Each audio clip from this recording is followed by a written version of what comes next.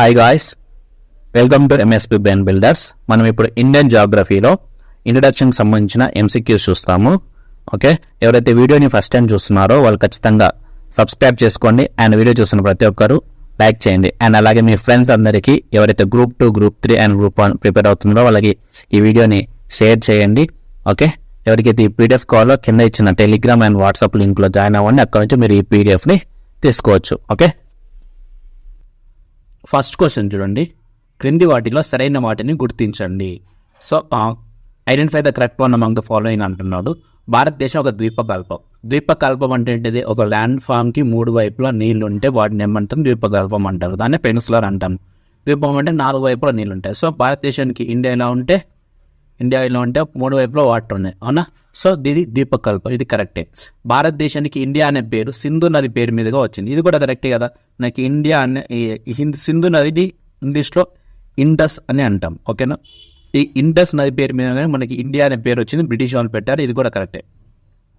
పురాణాల్లో భారతదేశాన్ని ఆర్యావర్తనం అంటారు. సో ఆర్యులు పరిపాలించడం వల్ల ఇండియాని ఆర్యావర్తనం అని పేరు పిలుస్తారు. సో ఇది కూడా కరెక్టే. భారతదేశానికి ఒక ఉపఖండంగా పిలుస్తారు. సో ఉపఖండం, ఖండం అంటే ఖండానికి భౌతిక, సాంఘిక, సాంస్కృతిక వైవిధ్యాలు ఉంటే దాన్ని ఖండం అంటాం అనమాట. సో ఇండియాకు కూడా సేమ్ అలాగే ప్రతి భౌతికంగా, సాంఘికంగా, సాంస్కృతికంగా వివిధ వైవిధ్యాలు ఉంటాయి అనమాట. అంటే డిఫరెంట్గా ఉంటాయి అనమాట. సో అలాగే విస్తీర్ణం కూడా చాలా ఎక్కువ ఉంటుంది. సో ఇవన్నీ ఉండడం, ఈ విశిష్ట లక్షణాలు ఉండడం వల్ల ఏమంటారంటే భారతదేశాన్ని ఒక ఉపఖండం అని పిలుస్తారు. సో ఇది కూడా కరెక్టే. ఇక్కడ ఉన్న వాటి అన్ని కరెక్ట్. సో ఆన్సర్ ఏంటిది? D is the correct answer అవుతుంది. ఓకే, నెక్స్ట్ క్వశ్చన్ చూడండి. క్రింది వాటిలో సరైన వాటిని గుర్తించండి. ఐడెంటిఫై అంటే ఇక్కడ ఇచ్చిన వాటిని ఏది కరెక్ట్గా చెప్తున్నారు. సో ఇక్కడ క్వశ్చన్ ఏంటిదంటే బార్డర్స్. మనకి ఇండియాకి 2 టైప్స్ ఆఫ్ సరిహద్దులు ఉంటాయి. ఒకటేమో ల్యాండ్ ఫామ్ సరిహద్దు ఉంటుంది, ఇంకోటేమో వాటర్. ఓకేనా? అంటే భూ సరిహద్దు, జల సరిహద్దు అని ఉంటుంది. ల్యాండ్ ఏమంటామో అంటే భూ సరిహద్దులో అంటే ల్యాండ్ మీద ఉండే సరిహద్దులో ఈ ఇచ్చిన బంగ్లాదేశ్, చైనా, మయన్మార్, పాకిస్తాన్లో ఏది హైయెస్ట్గా ఉంది అని అడుగుతున్నారు. సో మనకి టోటల్గా ఇక్కడ ఒకసారి దీని గురించి చూసినట్టయితే మనకి ఇక్కడ చూడండి, మనకి నైబర్ కంట్రీస్ మొత్తం టోటల్ 7 ఉంటాయి. Bangladesh, Pakistan, Afghanistan, Nepal, China, Myanmar. Okay, అంటే ల్యాండ్ ఫామ్గా మనకి ఇందులో ఏది హైయెస్ట్గా ఉంటుంది అని చూసినప్పుడైతే మనకి ఫస్ట్ బంగ్లాదేశ్ ఉంటుంది. యాక్చువల్గా అందరికి పాకిస్తాన్ లేదా చైనా ఏదో ఒకటి అనుకుంటారు, బట్ మనకి బంగ్లాదేశ్ దాదాపుగా 4096 కిలోమీటర్స్ తోటి హైయెస్ట్ బౌండరీ కలిగి ఉంటుంది అనమాట. సో ఇదంతా ఇలా, ఓకేనా? సో ఇది ఫస్ట్ ప్లేస్లో ఉంటుంది. ఆ తర్వాత సెకండ్ ప్లేస్లో వచ్చేసి మనకి చైనా ఉంటుంది. ఈ చైనా ఇక్కడ నుంచి ఇక్కడ వరకు ఉంటుంది, టోటల్గా ఇక్కడ నుంచి ఇక్కడ వరకు, మళ్ళీ ఇక్కడ నుంచి ఇక్కడ వరకు ఇదంతా ఉంటుంది, ఇది వరకు ఉంటుంది. ఓకే, ఇది మనకి 4057 కిలోమీటర్స్ దాదాపు ఇంత మాత్రం ఉంటుంది. ఆ తర్వాత పాకిస్తాన్ వచ్చేసి మనకి దాదాపుగా 3323 కిలోమీటర్స్ ఉంటుంది. ఓకే, ఆ తర్వాత పాకిస్తాన్ తర్వాత మనకి నేపాల్. ఈ నేపాల్ వచ్చేసి మనకి దాదాపు 1700 అనుకుంటా, 1752 కిలోమీటర్స్ ఉంటుంది. ఓకే, నేపాల్ తర్వాత మనకి మయన్మార్ వచ్చేసి 1643 కిలోమీటర్స్ ఉంటుంది. ఓకే, ఈ నేపాల్ అయిపోయింది, మయన్మార్ అయిపోయింది.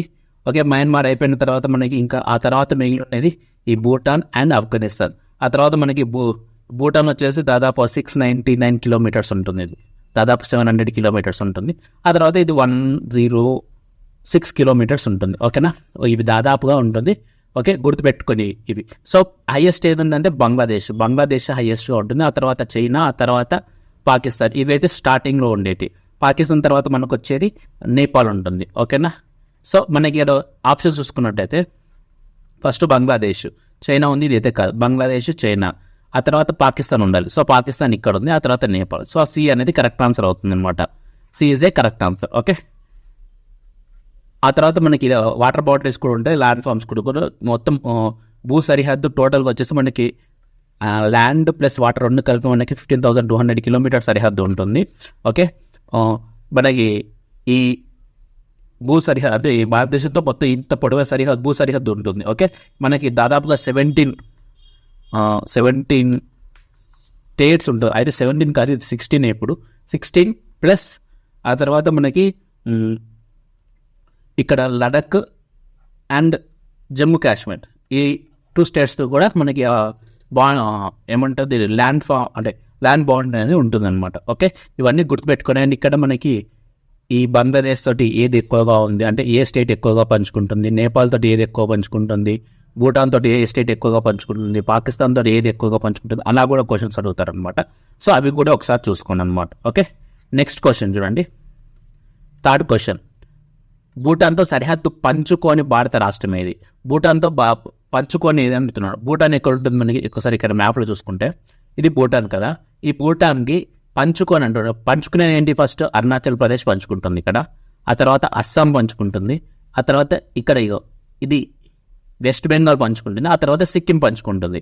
ఓకే, సో మనకి ఇక్కడ పంచుకునేటువంటి సిక్కిం ఒకటి, వెస్ట్ బెంగాల్ ఒకటి, అరుణాచల్ ప్రదేశ్ ఒకటి, అస్సాం ఒకటి, ఇవి పంచుకుంటున్నాయి. ఓకే, ఇక్కడ ఆప్షన్స్ చూసుకున్నట్టయితే సిక్కిం పంచుకుంటుంది కదా, దిగో సిక్కిం. ఆ తర్వాత మేఘాలయ ఎక్కడ ఉంది? మేఘాలయ కింద ఉంది, భూటాన్కి కొద్ది దూరం ఉంది. సో ఇది పంచుకోవట్లేదు. సో ఆన్సర్ ఏంటిది? మేఘాలయ అవుతుంది. సో మనకి ఎప్పుడైనా కానీ జాగ్రఫీ చదివేటప్పుడు మైండ్ అనేది మ్యాప్ అనేది మనకి మైండ్లో ఉండాలి ఖచ్చితంగా. ఓకేనా, ఇక్కడ ఆన్సర్ ఏమవుతుంది? మేఘాలయ అవుతుంది. ఓకే, సిక్కిం కానీ అరుణాచల్ ప్రదేశ్ కానీ వెస్ట్ బెంగాల్ కానీ భూటాన్ తోటి పంచుకుంటుంది అనమాట. సో ఆ మేఘాలయ అనేది పంచుకోవట్లేదు. సో ఖచ్చితంగా ఇండియన్ మ్యాప్ వాటి స్టేట్స్ వాళ్ళ యొక్క ముఖ్యమంత్రి అక్కడ దాని యొక్క స్పెసిఫికేషన్ ఏంటిది, ఆ స్టేట్ యొక్క స్పెసిఫికేషన్ ఏంటిది, ఒకవేళ లేటెస్ట్ ఏర్పడింది ఎప్పుడు ఏర్పడింది, అక్కడ సీఎం ఎవరు, అక్కడ గవర్నర్ ఎవరు, ఇవన్నీ కాంపిటేటివ్ ఎగ్జామ్స్ ప్రిపేర్ అయ్యే ప్రతి ఒక్కరికి నేను తెలుసుకోవాల్సిన విషయాలు అవన్నీ. ఓకే, నెక్స్ట్ క్వశ్చన్ చూడండి. ఈ క్రింది వాటిని జతపరచండి అంటున్నారు. సో మనకి northern most point, southern most point మనకి టోటల్గా ఇండియా ఇలా ఉంటే మనకి సౌత్లో అంటే ఇక్కడ నార్త్లో, ఈస్ట్లో, వెస్ట్లో, సౌత్లో ఎక్కడ లాస్ట్ పాయింట్ ఏంటిది అని చెప్తున్నాను. సో మనకి నార్దర్న్ మోస్ట్ పాయింట్ వచ్చేసి కన్యాకుమారి. అయితే మనకి నార్దర్న్ మోస్ట్ పాయింట్ కన్యాకుమారి అంటున్నాం. ఇక్కడ చూడండి ఒకసారి, సదరన్ మోస్ట్ పాయింట్ ఉంది కదా, ఈ సదరన్ మోస్ట్ పాయింట్ వచ్చేసి కన్యాకుమారి మనకి. సో సదరన్ మోస్ట్ పాయింట్లో మనకి 2 ఉంటాయి. సదరన్ మోస్ట్ పాయింట్లో ఒకటి కన్యాకుమారి ఉంటుంది, ఇది మెయిన్ ల్యాండ్కి వస్తుంది. ఇంకోటి వచ్చేసి మెయిన్ ల్యాండ్ కాకుండా వాటర్ ల్యాండ్ తోటి కూడా ఇంకోటి ఉంటుంది అనమాట. ఈ వాటర్ ల్యాండ్ తోటి మనకి ఇక్కడ ఇందిరా పాయింట్ అని ఉంటుంది. ఓకేనా, ఈ ఇందిరా పాయింట్ మనకి ఇది ఇప్పుడు ప్రస్తుతం మునిగిపోయింది, ఇంతకుముందు అయితే ఇందిరా పాయింట్ అని ఉండేదన్నమాట. Okay, next southern most point ఇది కన్యాకుమారి. ఈస్ట్ మోస్ట్ పాయింట్ అంటే ఇటు సైడ్ ఉండేది మనకు కిబూతు, ఇది మనకి అరుణాచల్ ప్రదేశ్ దగ్గర ఉంటుంది. ఓకే, ఆ తర్వాత వెస్టర్న్ మోస్ట్ పాయింట్ గౌరీమాత, ఇది మనకి గుజరాత్లో ఉంటుంది, రన్ ఆఫ్ కచ్ దగ్గర. అయితే నార్దర్న్ మోస్ట్ పాయింట్ వచ్చేసి సియాచిన్ గ్లేషియర్స్ అనమాట. ఓకేనా, సో 1 వచ్చేసి బి, 2 వచ్చేసి డి, 3 వచ్చేసి ఏ అండ్ 4 వచ్చేసి సి. ఇవన్నీ గుర్తుపెట్టుకోవాలి. అంటే ఎక్కడ ఏది ఉంటుందో కూడా మనకు ఖచ్చితంగా గుర్తుపెట్టుకోవాల్సింది. ఏ రాష్ట్రంలో ఉంటుంది అని అడిగే అవకాశం ఉంటుంది. ఓకేనా, దాన్ని మనం పిగ్నోనియా పాయింట్ అని కూడా అంటాము, ఇందిరా పాయింట్ని. ఓకేనా, అది కూడా గుర్తుపెట్టుకోండి. అంటే మనకి సౌదర్న్ మోస్ట్ పాయింట్లో పిగ్నోనియం పాయింట్ అని కూడా ఉంటాము, అది కూడా గుర్తుపెట్టుకోండి. ఇందిరా పాయింట్ అంటాం, అది మనకు దాదాపు 6 degrees 45 minutes దగ్గర ఉంటుంది అనమాట. ఆ తర్వాత భారతదేశం చివరికొనేమో కన్యాకుమారి అంటాం. నెక్స్ట్ నార్త్న అంటే ఉత్తరాన ఉన్నది ఏంటిది? ఉత్తరాన ఉన్నదేమో ఇది ఇందిరా కాల చెప్తాము, లేదంటే సియాచిన్ గ్లేషియర్స్ అంటాం. ఓకే, ఇందిరా కాల్ అనే ఒక పాయింట్ ఉంటుంది, లేదంటే సియాచిన్ కాల్, ఇది మనకి కారాపురం శ్రేణిలో ఉంటుంది. ఓకేనా, కిలిక్ తావన్ అనే కనుమ ఉంటుంది, అక్కడ ఆ కనుమ దగ్గర ఉంటుంది అనమాట. ఆ తర్వాత నెక్స్ట్ తూర్పున అరుణాచల్ ప్రదేశ్లో మనకు ఉండేది కిబూటు అనే ప్లేస్ అనమాట, కిబూతు. ఓకే, లేదంటే అది మనకి ద్వీపు కనుమ, అరుణాచల్ ప్రదేశ్ ద్వీపు కనుమ దగ్గర కిబూతు అని, అక్కడ కూడా ఈ కిబూత్ అనేది ఎక్కడ ఉంటుంది? అరుణాచల్ ప్రదేశ్లో ఇది ద్వీపు కనుమ దగ్గర ఉంటుంది. ఓకే, ఆ తర్వాత మనకి వెస్ట్ సైడ్ వచ్చేసి గుజరాత్లోని రామ్ ఆఫ్ కచ్ దగ్గర గౌరీమాత అనమాట. ఓకేనా, ఇవన్నీ గుర్తుపెట్టుకోండి. Okay, next question. సో ఇక్కడ మ్యాప్ ప్రకారం చూసుకోండి, కిబూతు, గౌరీమాత అండ్ ఇక్కడ Siachen glaciers or Indira col point. And ఇక్కడ చూడండి కన్యాకుమారి, తమిళనాడులోని కన్యాకుమారి, అదే మెయిన్ లైన్ కాకుండా వాటర్ మొత్తం కలుపుకుంటే ఇందిరా పాయింట్. దీన్ని మనం ఏమంటాం? పిగ్నోనియన్ పాయింట్ అంటాము. ఓకేనా, సో ఇది కూడా గుర్తుపెట్టుకోండి. 5th క్వశ్చన్ చూడండి, భారతదేశానికి క్రింది వాటిలో ఏ రాష్ట్రానికి 3 వైపులా అంతర్జాతీయ సరిహద్దు ఉంది అంటున్నాడు. సో మనకి ఒక 3 రాష్ట్రాలకి 3 సైడ్ అంటే 3 sides ఇంటర్నేషనల్ బౌండరీ ఉంటుంది. అవి ఏంటి అంటే ఫస్ట్ వచ్చేసి అస్సాం కాదు, ఒకసారి చూడండి, ఇక్కడ సిక్కిం ఒకటి, వెస్ట్ బెంగాల్ ఒకటి, ఆ తర్వాత అరుణాచల్ ప్రదేశ్ వచ్చేసి మనకి సిక్కిం వచ్చేసి ఇటు సైడ్ ఏమో నేపాల్ ఉంటుంది, ఇటు సైడ్ ఏమో వెస్ట్ బెంగాల్ ఉంటుంది, పైన సైడ్ ఏమో చైనా ఉంటుంది. వెస్ట్ బెంగాల్ వచ్చేసి పైన ఇటు సైడ్ ఏమో వెస్ట్ బెంగాల్కి భూటాన్ ఒకటి, నేపాల్ ఒకటి అండ్ బంగ్లాదేశ్ ఒకటి ఉంటుంది. అరుణాచల్ ప్రదేశ్కి ఏమో మయన్మార్ ఒకటి, చైనా ఒకటి అండ్ భూటాన్ ఒకటి, ఈ 3 ఉంటాయి అన్నమాట. ఓకేనా. అయితే ఇక్కడ ఉన్న వాటిలో ఏ దానికి ఆప్షన్స్ చూడండి ఒకసారి. ఈ భారతదేశంలో ఏ రాష్ట్రానికి 3 వైపుల అంతర్జాతీయ సరిహద్దు ఉంది అంటున్నాడు. సో ఇక్కడ ఉన్న దాంట్లో వెస్ట్ బెంగాల్ కరెక్ట్ ఆన్సర్. దీన్ని ఒకసారి మ్యాప్లో చూసుకున్నట్టయితే ఒకసారి చూడండి, ఇది సిక్కిం కదా, సిక్కింకి ఇక్కడనేమో నేపాల్ ఉంటుంది, ఇక్కడేమో భూటాన్ ఉంటుంది, ఇక్కడేమో చైనా. ఆ తర్వాత ఇది అరుణాచల్ ప్రదేశ్కి ఇక్కడ China, Bhutan, Myanmar. Okay. West Bengal ఇక్కడ బంగ్లాదేశ్, వెస్ట్ బెంగాల్ ఇలా వచ్చేసి ఇక్కడ నేపాల్ తోటి ఇలాగే భూటాన్ తోటి కలుస్తుంది అనమాట. ఈ 3 రాష్ట్రాలకి 3 ఇంటర్నేషనల్ బౌండరీస్ ఉంటాయి అనమాట. సో ఖచ్చితంగా ఇవి గుర్తుపెట్టుకోవాల్సిందే. ఓకేనా. ఈచ్ అండ్ ఎవ్రీ పాయింట్ గుర్తుపెట్టుకోవాలి. మనకు జాగ్రఫీ చదువుతున్నాము అంటే ఖచ్చితంగా మైండ్ మ్యాప్, ఖచ్చితంగా ఇండియా మ్యాప్ గుర్తుండాల్సిందే. అది ఇంకా గుర్తుంటేనే ఈజీగా చేయగలుగుతాం. ఓకే. నెక్స్ట్ క్వశ్చన్ చూడండి, 6th క్వశ్చన్. భారతదేశ తీరరేఖ దీవులతో సహా సరిహద్దు పొడవు ఎంత? ఓకేనా. భారతదేశ యొక్క తీరరేఖ పొడవు మనకి ఇందాకనే చెప్పాను కదా, ఒకటి ల్యాండ్ బౌండరీ ఉంటుంది, ఇంకోటేమో వాటర్ బౌండరీ ఉంటుంది.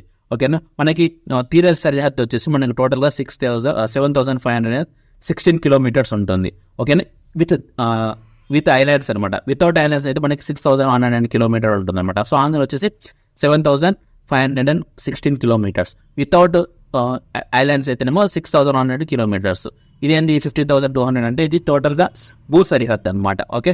ఈ 3,214 కిలోమీటర్స్ ఏంటంటే మనకి నార్త్ నుంచి సౌత్కి. ఓకే. మనకి ఈ నార్త్ నుంచి ఈ సౌత్కి ఎంత ఉంది అని చూద్దాం అనమాట. అంటే ఎన్ని కిలోమీటర్స్ దూరం ఉంది అని చెప్పడం అనమాట. ఓకే.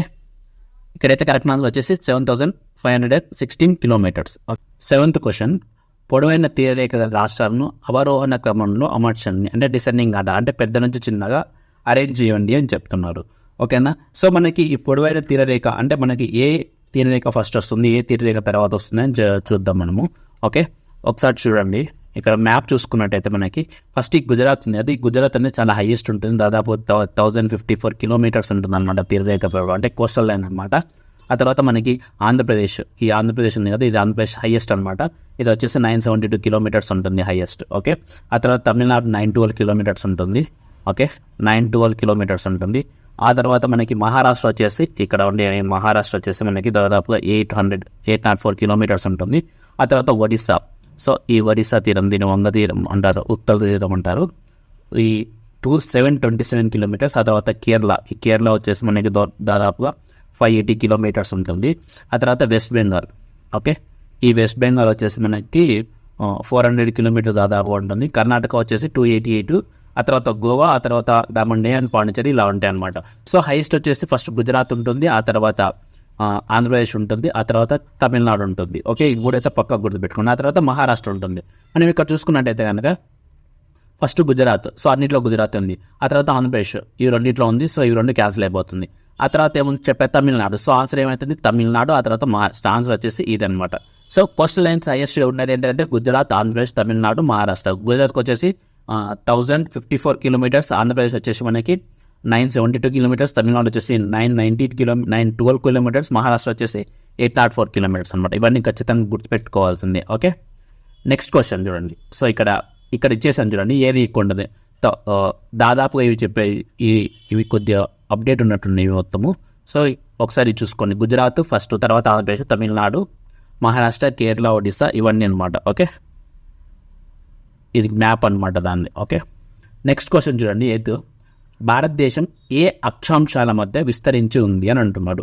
సో మనకి భారతదేశం ఏ అక్షాంశాల మధ్య విస్తరించి ఉందంటే మనకు ఇది మనం గ్లోబ్ అనుకుంటే కనుక మన భారతదేశం ఎక్కడ ఉంటుంది, ఇది ఈక్వేటర్ అనుకుంటే మన ఇండియా అనేది ఈక్వేటర్ పైకి ఉంటుంది. ఓకేనా.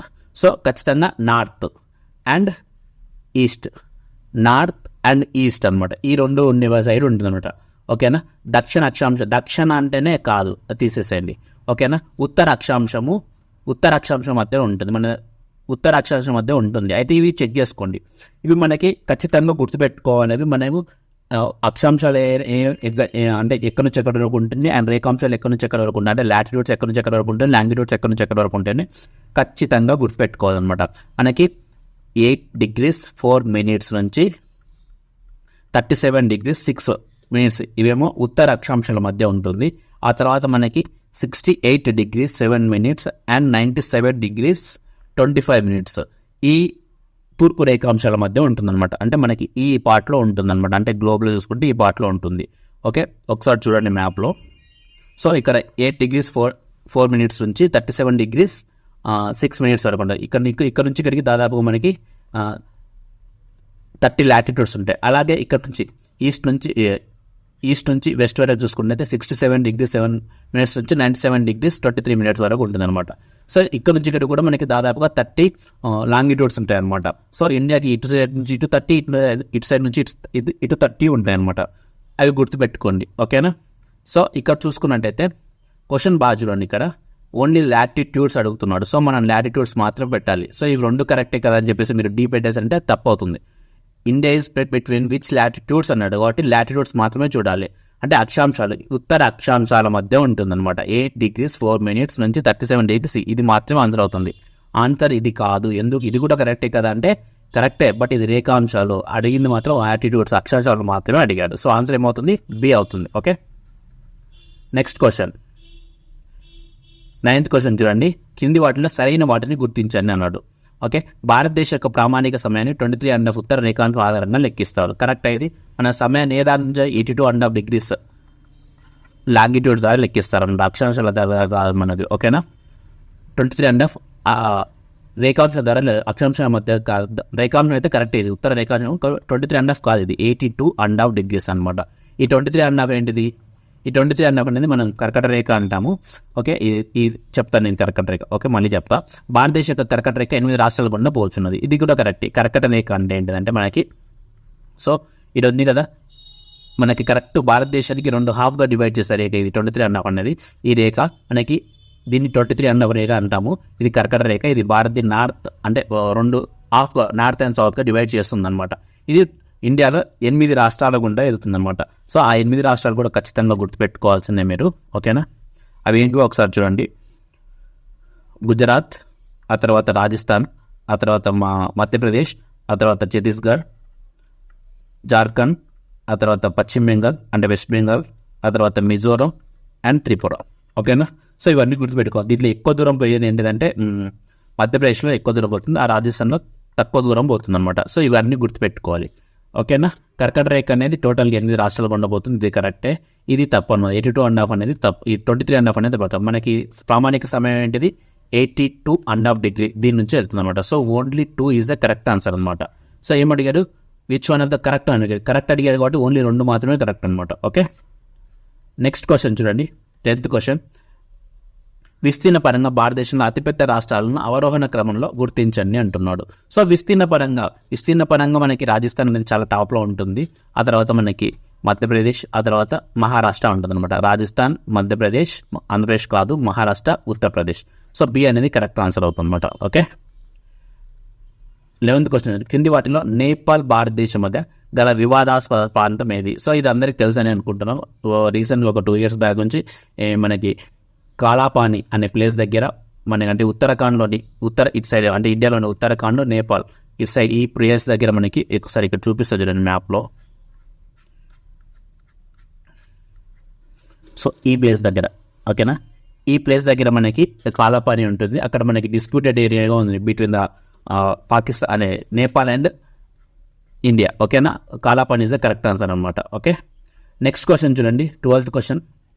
తీరరేఖ మరియు భూ సరిహద్దు కలిగిన రాష్ట్రాలు ఏంటి? మనకి ఇందాకనే చెప్పాను కదా, ల్యాండ్ అండ్ వాటర్ బౌండరీ కలిగిన 2 రాష్ట్రాలు ఉన్నాయి. ఆ 2 రాష్ట్రాలు ఏంటివి అంటే ఎన్ని రాష్ట్రాలు ఉన్నాయి అంటున్నాయి. అవి ఆన్సర్ ఏంటంటే 2 రాష్ట్రాలు.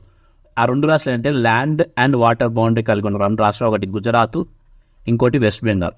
ఓకేనా, అంటే గుజరాత్ ఏమో ఇటు సైడ్ ఉంటుంది, ఇక్కడ సైడ్ వాటర్ బౌండరీ ఉంటుంది, కింద సైడ్ ఏమో పైన సైడ్ ఏమో ల్యాండ్ బౌండరీ ఉంటుంది, కింద సైడ్ ఏమో వాటర్ బౌండరీ ఉంటుంది. అండ్ వెస్ట్ బెంగాల్కి ఏమో బంగ్లాదేశ్ తోటి ల్యాండ్ బౌండరీ ఉంటుంది, అలాగే వాటర్ బౌండరీ కూడా ఉంటుంది అనమాట ఇటు సైడ్. ఓకేనా, సో ఆ 2 స్టేట్స్ ఉంటాయి. ఆ 2 ఏంటివి? గుజరాత్ ఒకటి, వెస్ట్ బెంగాల్ ఒకటి. గుర్తుపెట్టుకోండి. Okay, next question 13th one. And this is the last introduction అనమాట. ఇది జాగ్రఫీలో అంటే ఇండియన్ జాగ్రఫీకి ఇంట్రడక్షన్ క్వశ్చన్స్. కింది వాటిలో ఇండియా మరియు పాకిస్తాన్ మధ్య సరిహద్దు రేఖ ఏది? సో ఇండియా మరియు రేఖ ఇది అని అడుగుతున్నాను అనమాట. సో మనకి దాదాపుగా చాలా ఇంటర్నేషనల్ బౌండరీ రేట్స్ ఉన్నాయి. రెడ్ క్లిఫ్ రేఖ అని, డ్యూరెంట్ రేఖ అని, మెక్మోహన్ రేఖ అని ఇవన్నీ ఉన్నాయి. సో అవన్నీ మరి ఖచ్చితంగా చదువుకోవాల్సిందే, ఓకేనా. సో మనకి మెక్మోహన్ అండ్ ఎల్ఓసి వచ్చేసి ఇది ఇండియా అండ్ చైనా తోటి, అండ్ అలాగే LOC and LAC and Durand red cliff AGPL actual ground position line అనేసి ఇవన్నీ వచ్చేసి మనకి పాకిస్తాన్తో అవుతుంటాయి. చైనాతో వచ్చేసి మెక్మోహన్ లేక్ అండ్ ఎల్ఓఏసి ఈ రెండు చైనాతో ఉంటాయి, ఓకేనా. బంగ్లాదేశ్ వచ్చేసి రెడ్ క్లిఫ్ రేఖ ఉంటుంది, అండ్ ఆఫ్ఘనిస్తాన్ తోటి వచ్చేసి మనకి డ్యూరెంట్ లైన్ ఉంటుంది అనమాట. సో ఇవన్నీ గుర్తుపెట్టుకోవాలి. సో మనకి boundary between the India and Pakistan మధ్యన మనకి ఇండియా అండ్ పాకిస్తాన్ కదా, ఇక్కడ ఉన్న దాని ప్రకారం చూడండి ఒకసారి, రెడ్ క్లిఫ్ రేఖ అనమాట. ఈ రెడ్ క్లిఫ్ రేఖ ఒకసారి ఇక్కడ మ్యాప్లో చూసుకుంటే ఇండియా అండ్ పాకిస్తాన్ మధ్య ఉండేది ఈ రెడ్ క్లిఫ్ రేఖ అనమాట, ఓకేనా. ఈ మెక్మోహన్ అంటే India and China, okay. Next Durand వచ్చేసి ఆఫ్ఘనిస్తాన్, పాకిస్తాన్ అండ్ ఇండియా ఇక్కడ ఉంటుంది అనమాట, గుర్తుపెట్టుకోండి, ఓకేనా.